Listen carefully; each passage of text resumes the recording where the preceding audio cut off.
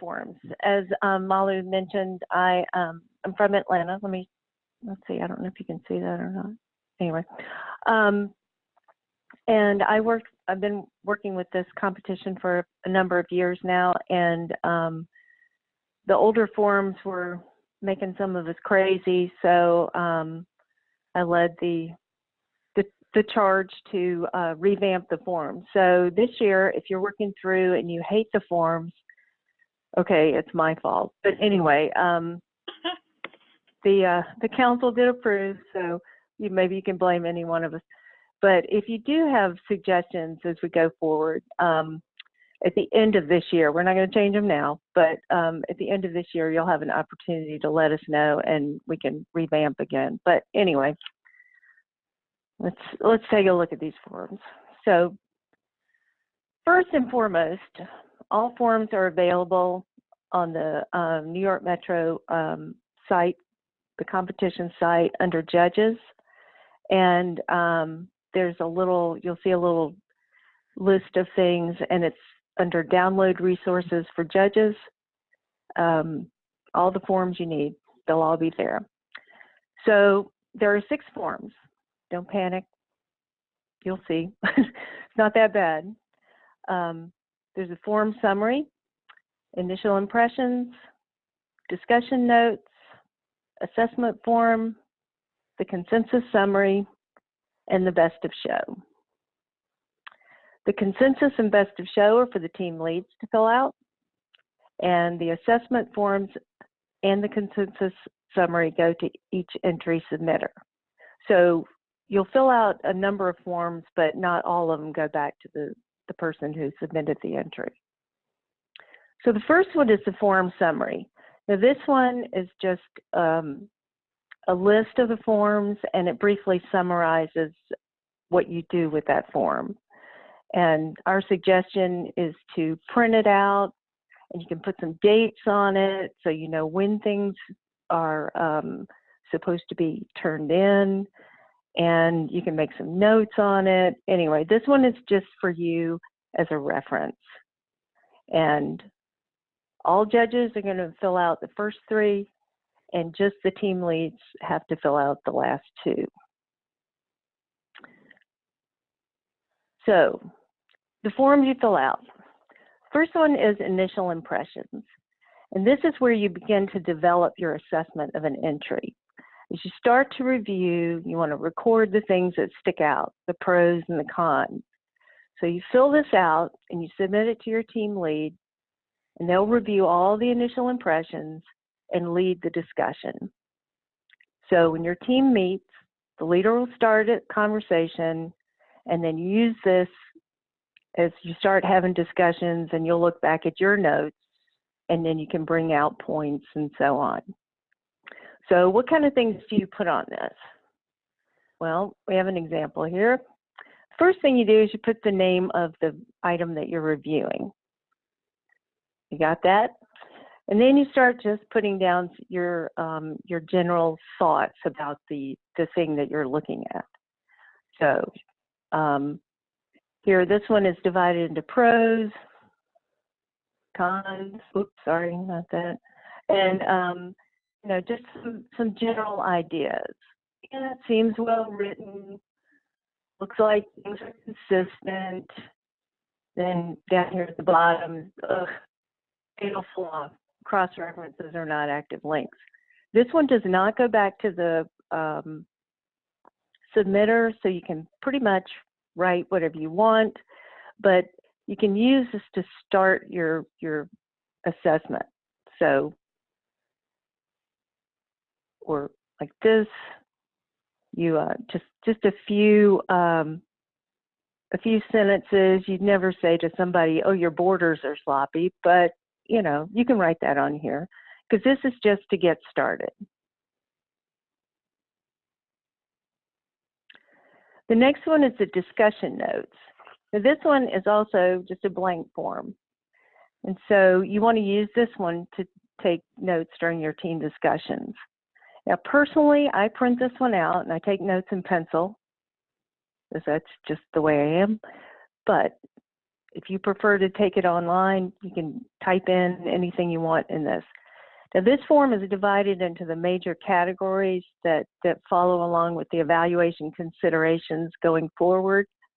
And so this is a great way, as you're having a conversation and other judges bring up things that you hadn't noticed, like, oh, the organization is really well done, or the layout seems a little bit wonky.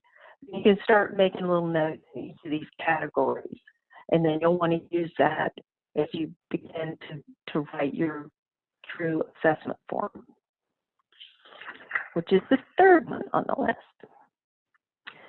So the assessment forms have evaluation considerations, and each there are different areas of evaluation and points to consider. So it's divided up into different areas of organization and scope, writing and editing, layout and presentation, artwork, navigation, electronic entries only, and PDFs are not really considered electronic entries, even though they are. But publication or delivery method, instructional design, which is for instructional materials only, and we've added this year a summary area. So you use the list of evaluation considerations in each section as a starting point for your detailed review. It's not a checklist, because some considerations in the list may not apply to an entry. And this form, the assessment form, does go back to the submitter. So this is one where you want to watch what they're saying. So we'll take a look at that. So here's an assessment form.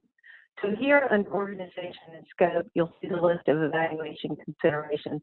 This is, again, not a checklist. It's simply some things to look at in this particular area of an entry.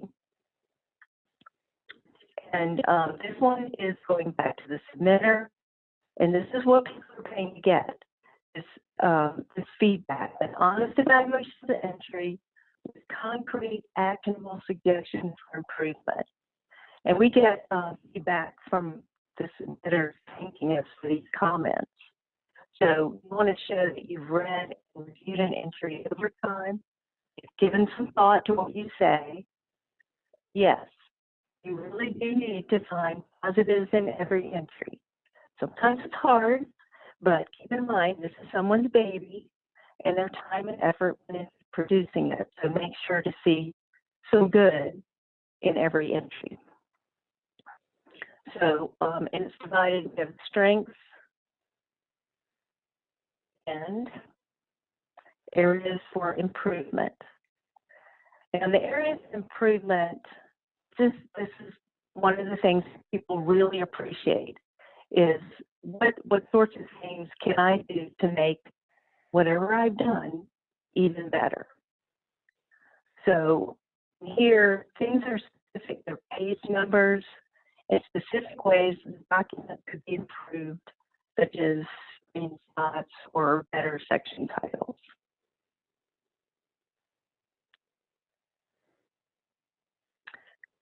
You may ask,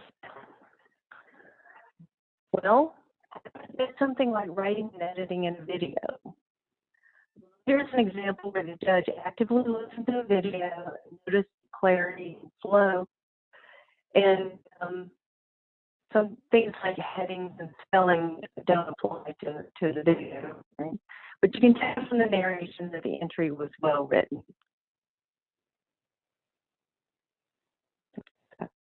So if you get stuck and you just don't know whether a section applies or you aren't sure what to write, just ask your team lead. Probably have most of what you need to complete the full assessment after the initial impressions discussion, so you'll see what other things that people have talked about. Hey, Phoebe, we're having a problem with the audio. Well, I'm on a telephone, so.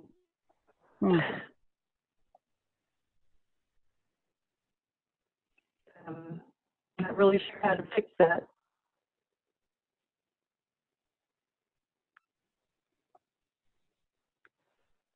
Well, I'll just keep going, I guess.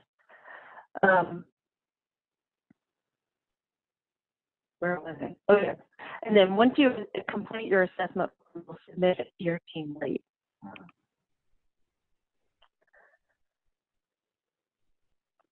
And the consensus form is also goes back to the submitter.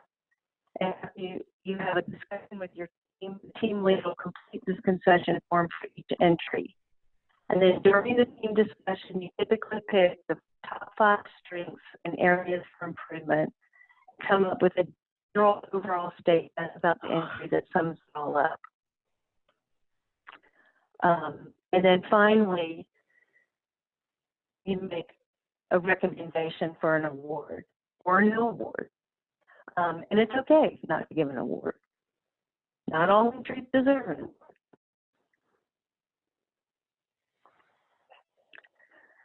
And the last form is the best of show form. And the best of show candidates come from the pool of distinguished award winners. And to nominate an exceptional entry for best of show award, the team lead will complete this form. This is essentially the form lists the major strengths of an entry and the areas where it stands apart from others and really hits the mark. The best of show does not have to be a flashy piece or something really glossy. It can be something really simple. It is just very, very well done. And you may or may not have one on your team. Do not feel that you have to nominate anything for best of show. But these you'll recognize. I think most people recognize these when they get one. Oh, and there's the distinguished best of show award. Now, completing the forms, just to summarize, initial impressions and discussion notes do not go back to the submitter. They're used within the teams to promote discussion and move the reviews forward. You can write whatever you like, but you may want to go ahead and follow guidelines for the real assessment form just to get in the correct mindset. The assessment form does go back to the submitter, and those comments should be helpful, praise the good, or suggest how to correct the bad, including specific examples, write something positive. And the consensus form also goes back to the submitter, suggestion, not a set in stone anything, but suggestion is to focus on the top 5 positive areas for improvement. Then for improvement, focus on items that really could have made a difference between award levels. Or if it's not getting an award, what would have made a difference to where it would have gotten an award?